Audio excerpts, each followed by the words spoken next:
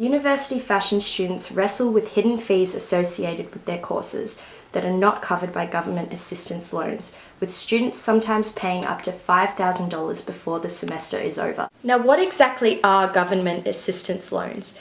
Essentially, government-funded programs such as Fee Help or HECS are loan assistance programs for Australian citizens who wish to partake in tertiary education. These programs are offered to students who cannot afford to pay further education fees at the time of application. Year 3, semester 1, I did a subject called Agents of Change, and I worked with a lot of sequencing, and I think that semester I probably spent up to $5,000. Some, however, believe that this is how fashion courses have always been, and that students should be careful to research what the government will cover with their loan schemes. I put it in comparison to what my siblings or my friends are doing, of they have to pay for textbooks that are probably going to be the same amount. So our version of a textbook is 15 meters of calico.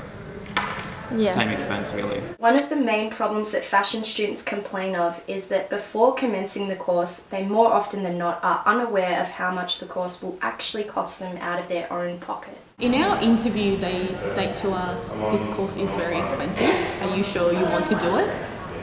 But when they say that to you, they don't state how expensive it is. You don't realise that you're spending a few grand a semester, and when it comes to your final year, students spend up to 10 grand for the whole year just to be able to create something innovative and a collection that can actually be seen. There's a lot of materials that we give to students in the program, so there's a lot of basic materials that we naturally will give. So the fees that are in place are kind of practical ones. Students studying on a full-time basis often have to pick up part-time jobs to fulfill their financial obligations, such as living out of home, rent, fuel, board, price of food, and other living costs. Students from higher economic backgrounds are often seen as having an unfair advantage in the eyes of the students that are sometimes working 1 or 2 part-time jobs, as well as attending university full-time.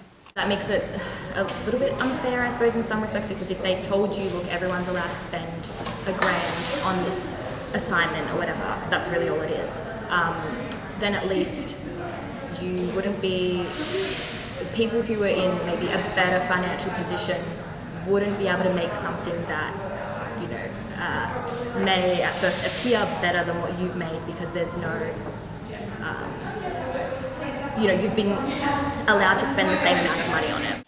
Ms. Tull also thinks that another solution to create a fairer playing field for everybody would be to add spending caps, meaning that students can only spend up to a certain amount on their designs for the semester, thus formulating a more even playing field for people from lower socio-economic backgrounds. With the external pressure of students having to pay for their everyday living, needs and essentials, plus the internal pressure of paying for hidden university fees, makes for a difficult balancing act. The stress and intensity due to the fashion industry's competitive environment, plus the financial strains, can have a big impact on students wishing to enter the fashion business.